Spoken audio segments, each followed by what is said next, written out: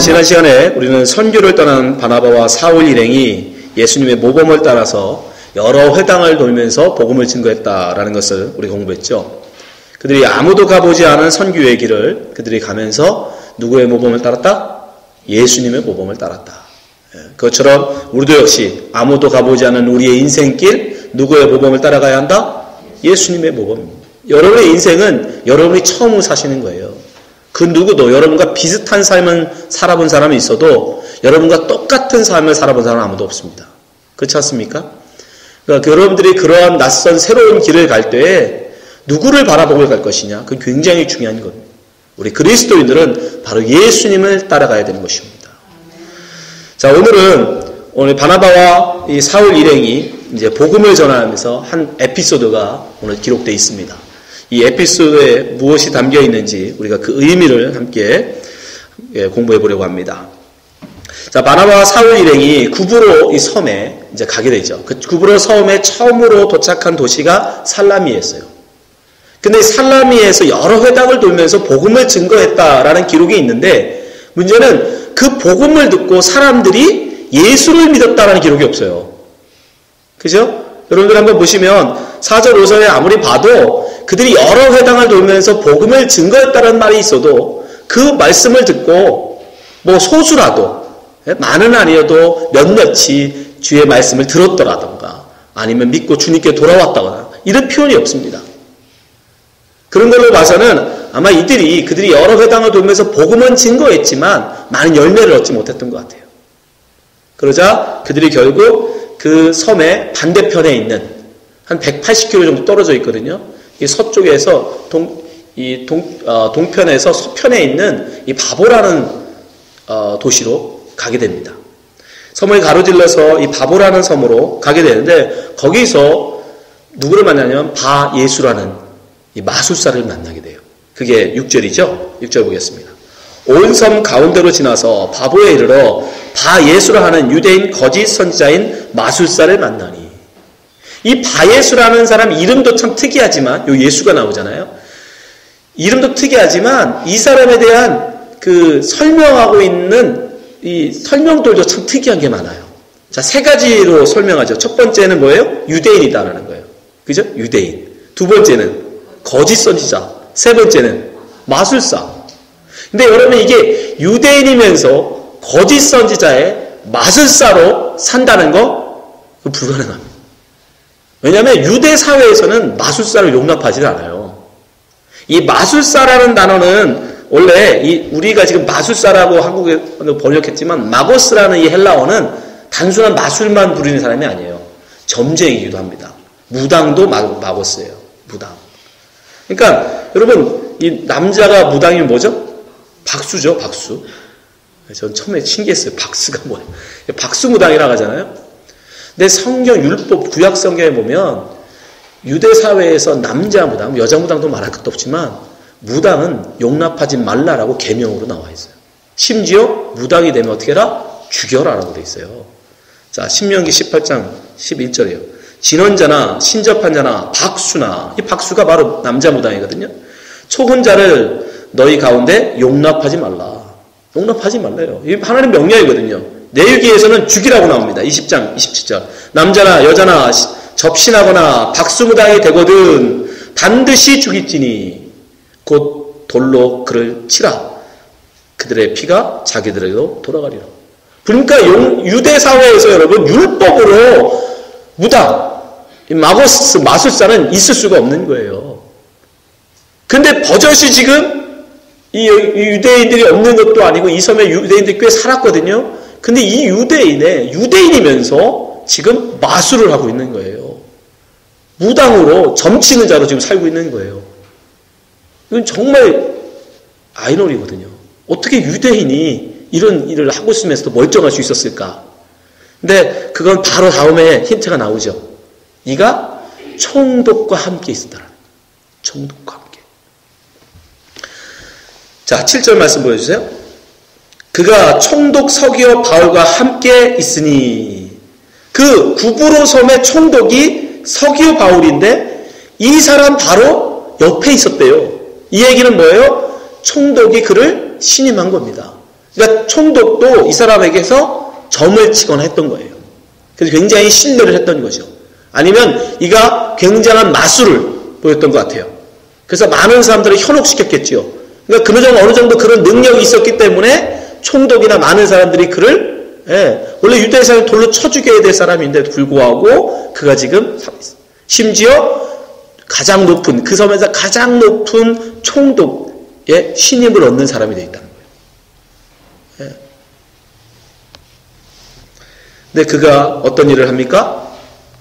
총독이 바울이 전하는 말씀을 들으려고 하자 그것을 방해해요. 그죠? 자, 7절 8절 다시 볼게요. 그가 총독 서기오 바울과 함께 있으니 서기오 바울은 지혜 있는 사람이라 바나바와 사울을 불러 하나님의 말씀을 듣고자 하더라.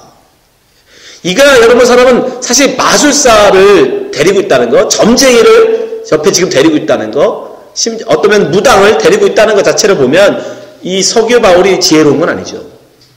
미신을 믿는 사람이니까. 그런데 성경이 지금 왜 그 사람을 지혜 있다라고 하냐면 적어도 하나님 말씀에 대한 관심을 보였기 때문에 그래요. 여러분 성경에서의 지혜는 다른 게 아닙니다. 우리가 흔히 생각하는 건 IQ가 좋고 여러분 그런 걸 우리가 머리가 좋고 이런 걸 지혜롭고 생각하지만 성경은 그렇지 않아요. 성경은 하나님에 대한 관심, 말씀에 대한 관심, 말씀을 알고자 함, 그래서 말씀을 알게 되는 것, 그걸 지혜라고 해요. 그래서 서기오 바울에게는 그도 하나님의 크신 은혜 가운데 그가 말씀에 대한 관심이 있었어요. 그래서 그가 바나바와 사울 일행을 청해서 말씀을 들으려고 합니다. 근데 문제는 8절 이 마술사 엘루마, 이 엘루마가 마고스라는 단어를 그냥 다른 말로 썼을 뿐이에요. 이거는 그 당시에 쓰는 아람어였는데 엘루마, 아니 아람어예요. 예수님은 아람어 사용하셨거든요. 엘루마 이는 번역하면 마술사. 이게 같은 말이에요 다. 마고스, 마술사, 엘루마. 그들을 대적하여 총독으로 믿지 못하게 힘쓰니라. 그가 마술사로서 총독에게 인정을 받고 심지어 유대 사회에서도 감히 그를 돌로 쳐 죽일 수 없을 만큼 그가 많은 사람들로부터 큰 사람으로 마술로 인정을 받았는지는 모르지만 근데 그 실상은 사실은 뭐다? 하나님의 말씀을 듣지 못하게 막는 자라는 거예요. 우리는 여기서 이 사람이 매 실상을 우리가 알 수 있죠. 실상. 여러분 바예수라는 이름이 원래 이름의 뜻으로 보면 바예수는 바는 아들이라는 뜻이에요. 바. 예수는 말 그대로 이름입니다. 예수. 근데 예수라는 이름은 헬라식으로 쓴 건데 히브리어로 말하면은 예수는 여호수아예요. 그러니까 이 사람의 원래 이 히브리식 이름으로 하면 여호수아의 아들이라는 뜻이에요. 근데 여호수아라는 말의 이름의 뜻이 뭐냐면 구원이에요. 구원. 하나님은 구원하신다. 이게 여호수아라는 말의 뜻이거든요. 그러니까 바예수 이라면 그 이름의 뜻이 뭐냐면 구원자 아들이에요. 구원자의 아들. 그러니까 자기가 지금 누구 흉내를 내려면 구원자로서 이 땅에 오실 아들 예수 그리스도를 지금 흉내내고 있는 거예요. 근데 어느 정도 사람들한테 먹힌 거죠. 왜? 그 이름을 쓰고 지금 유대 사회에서 심지어 이 총독에게까지 인정을 받았으니까. 그런데 실상은 뭐예요? 정말 구원자로서 그가 바예수냐? 아니죠. 정말 복음을 듣고 구원을 얻으려고 하고 있는 서기오 바울을 막아서고 있잖아요.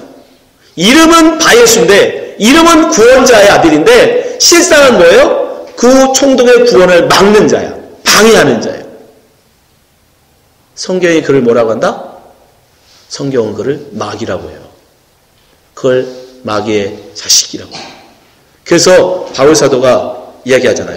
13장 10절 이르되 모든 거짓과 악행이 가득한 자여 마귀의 자식이요 모든 의의 원수요 주의 바른 일을 굽게 하기를 그치지 아니하겠느냐. 여러분 지금 바예수라는 이 마술사를 통해서 성경이 우리에게 뭘 보여주냐고 하냐면 이 세상 사람들이 하나님을 대적하는 마귀의 자식임을 우리에게 드러내고 있는 거예요. 복음을 듣는 것을 방해하는. 그들의 이름은 바예수라는 이름은 가졌으되 실상은 마귀의 짓을 하고 있다는 거예요. 마귀의 행사를 하고 있다. 그것을 우리에게 보여주고 있는 거예요. 예수님께서 베드로에게 말씀하시죠. 베드로가 가이사 빌립보에서 굉장히 멋진 고백을 합니다. 주는 그리스도시요 살아계신 하나님의 아들이십니다. 그건 굉장히 위대한 신앙 고백이거든요. 그런데 그 신앙 고백을 하고 나니까 예수님이 뭐라고 했냐면 네가 참 복 있다. 칭찬을 하시고 나서 당신이 이제 고난받아야 되심을 얘기하셨어요. 내가 이제 근데 예루살렘에 올라가서 십자가 져야 한다. 그러나 3일 뒤에 내가 다시 살아날 것이다. 근데 베드로가 어떻게 해요? 그 예수님을 막아서 십자가의 길을 가겠다는 예수님을 앞에 베드로가 막아서요. 예수님은 하나님의 뜻을 좇아서 그 길을 가려고 하는 하나님의 뜻을 좇아 가고자 하는 그 예수님을 막아서는 베드로를 향해서 예수님이 뭐라고 하세요? 사탄아, 내 뒤로 물러가라 하세요. 자, 말씀 볼게요. 마태복음 16장 21절이죠. 이때로부터 예수 그리스도께서 자기가 예루살렘에 올라가 장로들과 대제사장들과 서기관들에게 많은 고난을 받고 죽임을 당하고 제3일에 살아날 것을 제자들에게 비로소 나타내 처음 예수님이 하신 거예요. 처음 제자들에게 이 비밀을 이야기해 주셨어요. 그랬더니 베드로가 어떤 반응을 보여요? 22절. 베드로가 예수를 붙잡고 항변하여 이르되 주여 그리 마옵소서 이 일이 결코 주에게 미치지 아니하리다. 안 된다는 거예요. 그때 예수님이 뭐라고 하세요? 23절. 예수께서 돌이키시며 베드로에게 이르시되 사탄아 내 뒤로 물러가라. 너는 나를 넘어지게 하는 자로다. 멋지게 신앙 고백을 했고 자기가 예수 그리스도나 하나님이시여 살아계신 하나님의 주님은 그리스도시여 살아계신 하나님의 아들이다라고 멋진 신앙 고백을 비록 했는지 모르지만 그의 삶은 하나님의 길을 가고자 하는 예수를 막아서는 자예요. 십자가의 길을 막아서는 자들라는 거예요. 그게 베드로예요. 그게 실상이에요. 왜 그가 예수님을 막아섭니까? 예수님의 고난당하심이 안타까워서 그런 거예요? 예수님의 고난당하심이 너무 마음 아파서 다른 길을 찾아보라고 막아서 겁니까? 아니죠. 자기의 모든 것을 다 팔아서 자기의 모든 것을 다 버리고 한 자리 해보겠다고 예수 쫓아왔는데 예수가 그렇게 십자가에 죽어버리면 자기는 뭐가 돼요? 자기도 쫓기는 자가 되는 겁니다. 그 당시 스승이 십자가에 여러분 죽으면 그 제자들도 역시 다 잡혀 죽었어요. 근데 자기의 스승인 예수님이 십자가에 죽어버리면 뭐가 되는 거예요? 한 자리 얻는 건 고사하고 이제 죽게 된 거예요. 나 살자고 예수를 막아서는 거예요. 나의 이익을 위해서 하나님의 뜻을 거스리는 거예요. 그걸 사탄이라고 하는 거예요. 그걸 마귀의 자식이라고 하는 겁니다, 여러분. 무슨 연기 같은 게 오는 게 아니에요. 새콤한 구름 같은 게 여러분에게 들어가는 게 아닙니다. 여러분 속에 나의 이익이 앞서서 하나님의 뜻을 거스린다면 그게 바로 사탄의 마음이에요. 그게 마귀의 행사예요. 여러분 바예수가 이름은 구원자라는 이름은 가졌을 때 그가 지금 뭐 하고 있어요? 왜 총독 서기오 바울의 복음 듣는 걸 방해합니까? 이제까지 옆에 붙어서 총독 덕분에 잘 먹고 잘 살았는데 그가 이제 예수 믿으면 뭐가 돼요? 더 이상 무당을 찾겠습니까? 더 이상 마술사를 찾겠습니까? 더 이상 그 사람을 찾겠어요? 총독이 예수 믿는 순간 자기는 이제 끈 떨어진 연이 되잖아요. 그러니까 자기의 이익 때문에 자기의 그 자리를 지키겠다고 한 사람의 구원을 지금 방해하는 거예요. 막아서는 거예요. 그래서 그를 향해서 마귀의 자식이라고 얘기하는 거예요. 여러분 이건 비단 교회 밖의 사람들만에게 하시는 말씀이 아니에요. 보세요. 바예수예요. 그리고 멋지게 신앙 고백한 베드로예요. 멀리 있는 게 아닙니다. 여러분도 마찬가지예요. 우리가 예수 그리스도의 모범을 따라서 그 길을 가야 됩니다. 십자가의 길을 가야 돼요. 근데 그 십자가의 길을 갈 때에 나의 이익, 나의 유익, 나의 자랑, 나의 욕심 때문에 여러분 그 길을 막아선다면 그게 바로 마귀의 행사인 거예요. 그게 마귀의 자식인 거예요. 근데 누가는 참 성경을 기가 막히게 썼어요. 이런 바예수가 있는 반면에 이름은 바예수, 멋진 이름을 갖고 하는 짓은 마귀의 짓을 하고 있어요. 그죠? 복음을 방해하고 복음을 막아서는. 근데 이 사도행전을 기록한 누가가요, 그 정반대 사람을 등장시킵니다. 정반대의 경우. 그게 누구예요? 바울이에요. 자, 바울 보세요. 우리가 말씀을 빼뜨렸네요. 자, 서기오 바울이 그런 행사를 바울이 나중에 폭로시키죠.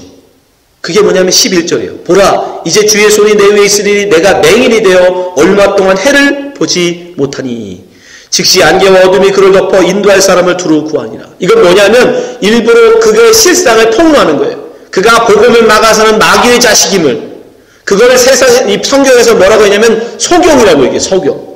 눈먼 자.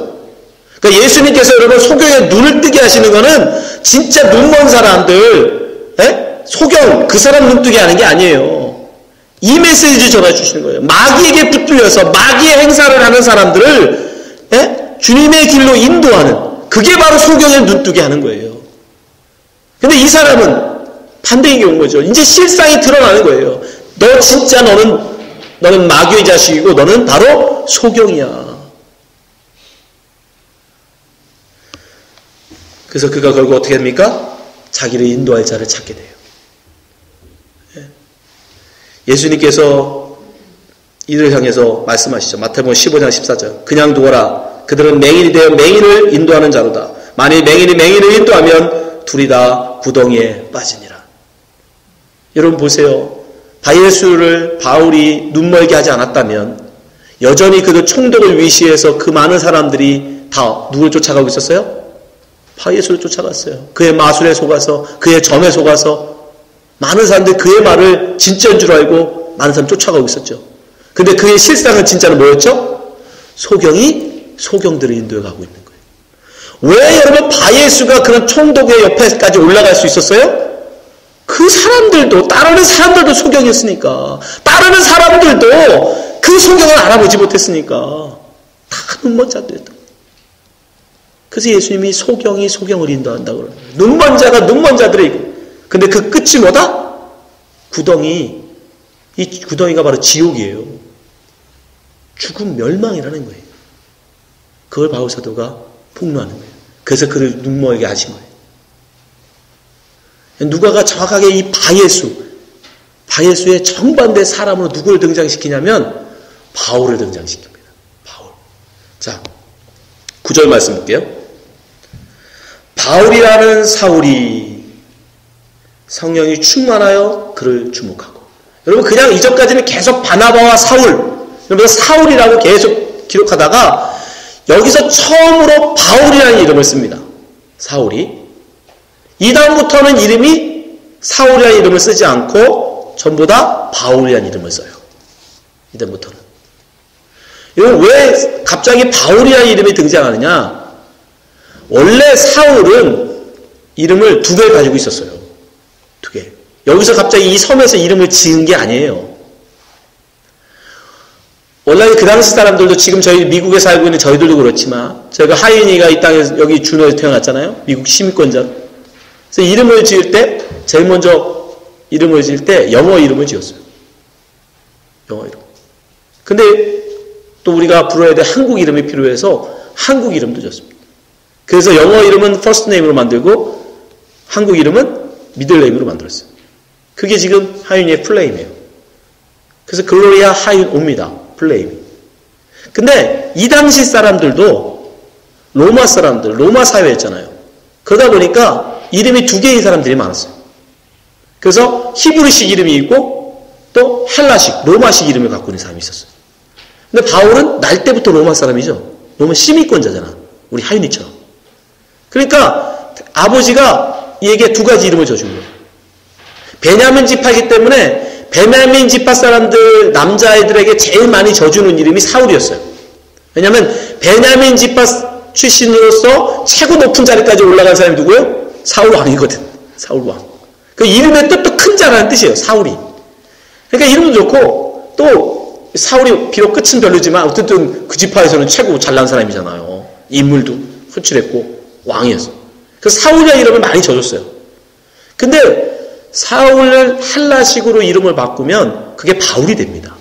근데 바울은 공교롭게도 이름이 반대가 돼요. 뜻이. 조약돌이 돼요. 조약돌. 작은 자가 돼요. 바울 이름을 쓰면. 그러니까 사울이라는 이름은 큰 자라는 뜻인데 바울이라는 헬라식 이름은 작은 자예요. 근데 갑자기 여기서 사울 이름이 바울로 바뀌어요. 그죠? 그러니까 작은 자. 큰 자가 되고자 사울이 어떻게 했어요? 정말 그 왕같이 사울 왕같이 되고자 굉장히 열심으로 유대교를 믿고 정말 정상을 찍을 뻔했죠. 그러다가 예수만 만나고 또 고향의 땅에 들어가서 무명의 세월을 13년 보내고 나서 그가 이제 하나님 부름받아 지금 이 자리에 와 있어요. 그러면서 그는 어떻게 이제 이름을 작은 자라는 뜻의 바울, 그 이름을 이제 더 내세우기 시작한 거예요. 그러면서 바로 뒤에 붙은 게 뭐냐면 성령이 충만하여. 성령이 충만하여. 바예수와 정확하게 반대인 거예요. 바예수는 거창한 이름을 갖고 있죠. 그죠? 구원자 아들. 그런데 이 바울은 작은 자, 조약돌. 바예수는 뭐예요? 마귀의 자식, 마귀 행사, 눈먼 자, 복음을 믿는 걸 방해하는 자. 반대로 이 바울은 성령이 충만한 자, 하나님의 영으로 충만한 자, 그리고 복음을 전하는 자, 복음을 듣게 하는 자. 정확하게 지금 성경이 일부러 누가가 의도적으로 바울이라는 이름을 내세우고 그에게 성령이 충만하다라고 얘기하죠. 그리고 나서 그로 말미암아 어떻게 돼요? 그 악한 권세 마귀의 자식이 방해함에도 불구하고 총독에게 복음을 증거하더라. 그래서 마지막 구절이 12절이 그렇게 끝나는 거예요. 이에 총독이 그렇게 된 것을 보고 믿으며 처음으로 바나바와 바울 일행이 복음을 전해서 열매를 얻게 돼요. 예수 믿는 사람을 만나게 돼요. 그게 누구예요? 서기오 바울. 언제? 바울이 성령 충만했을 때. 성령 충만하여 자기를 맡고 있는 마귀의 행사를 하고 있는 마술사 바예수를 이기고 결국 복음을 전하게 되더라. 열매를 얻게 되더라. 근데 이 에피소드는요, 이 다음부터 나오는 이제 바울 사도가 나가서 복음을 전가하는 모든 그 복음 전가의 패턴이에요. 그들이 복음을 전하게 되고 마귀의 권세를 하는 자들이 방해를 하게 되고 성령 충만으로 그걸 이겨내고 결국 열매를 얻는 그 패턴을 보여줘요. 결국 이 본문을 통해서 우리는 뭘 할 수 있어요? 복음을 우리가 나가서 복음을 증거하는데 반드시 뭐가 있다? 방해하는 세력도 있다. 왜? 세상에는 마귀의 자식으로 마귀에게 붙들려 살아가는 자들이 너무 많다는 거예요. 심지어 이름은 바예수라는 거창한 이름을 가졌어도 실상은 눈먼 자로 마귀의 행사하는 이들이 너무도 많고 그들로 말미암아 우리의 복음은 방해를 받게 된다. 그게 우리에게 중요해요. 그럼에도 불구하고 우리가 그것을 어떻게 이겨낼 수 있다? 성령 충만할 때. 성령이 충만할 때, 하나님의 영으로 우리가 충만할 때 우리는 그것을 이겨낼 수 있다. 그걸 우리에게 증거하고 계신 거예요. 근데 바울이 어떻게 성령 충만했다고 지금 누가는 기록해요? 그가 사울이 아닌, 큰 자가 아닌 작은 자로 그가 낮아졌을 때 그가 성령 충만해지더라. 이게 굉장히 중요한 암시예요, 여러분. 성령 충만이라는 게 뭐냐? 여러분, 다른 게 아니에요. 큰 자가 되고 싶은 내 그 마음. 사람 누구나 그 마음이 있잖아요. 큰 자가 되고 싶고, 유명한 자가 되고 싶고, 잘난 사람이 되고 싶은, 또 우리의 자식들을 잘난 사람을 키우고 싶은 그 마음이 있잖아요. 근데 그것을 버리고, 하나님 앞에 겸손한 자로, 하나님이 쓰지 않으시면, 하나님이 나를 붙들어 주시 아니하시면, 나는 아무것도 아닌 그저 먼지입니다. 작은 돌멩이입니다. 나를 그렇게 겸손하게 낮출 때 하나님이 내 안에 하나님의 심령으로 가득해지겠죠. 왜? 내 욕망, 내 욕심이 다 없어져 버리니까. 내 하나님만 뜻만 내 안에 있게 되죠. 그걸 성령 충만이라고 해요. 여러분의 마음이 아니라 여러분의 이익, 여러분의 자랑, 심지어 복음마저도 막아서는 그런 이기적 자랑, 그걸 다 버리고 하나님의 마음으로 충만할 때, 여러분의 심령이 하나님의 마음, 하나님의 심정으로 가득 찰 때, 그걸 성령 충만이라고 하는 거예요. 여러분 말은 이 성령 충만하지 않고는 우리는 나가서 이 악한 권세, 마귀의 권세를 이기고 복음을 증거할 수가 없습니다. 바울 사도가 로마서에서 우리에게 이렇게 고면하죠. 로마서 8장 5절. 육신을 따르는 자는 육신의 일을, 영을 따르는 자는 영의 일을 생각하나니. 여러분들이 사울이 되고자 하는 자는 그거밖에 안 보여요. 그러나 우리가 바울로 낮아질 때 성령께서 우리에게 당신의 은혜를 부어주시는 거예요. 6절. 육신의 생각은 사망이요, 영의 생각은 생명과 평안이라. 여러분 스스로를 한번 돌아보시기 바랍니다. 여러분은 지금 바예수입니까? 바울입니까? 하나님의 여러분의 성공을 위해서 예수를 부르고 계신 겁니까? 아니면 예수의 이름을 위해서 여러분을 드리고 있습니다. 여러분 살자고, 여러분 뭔가 얻어내자고 예수의 길을 막아서지 마십시오. 우리는 그저 묵묵히 그 주님이 어디로 가시든 그것이 십자가의 고난의 길이랄지라도 묵묵히 따라가야 하는 그리스도인입니다. 이 자리에 계신 모든 분들이 정말 바울처럼 성령 충만하여져서 예수 그리스도의 그 십자가의 길을 묵묵히 쫓아가는 성도 되시기를 주님으로 축원합니다. 기도하겠습니다.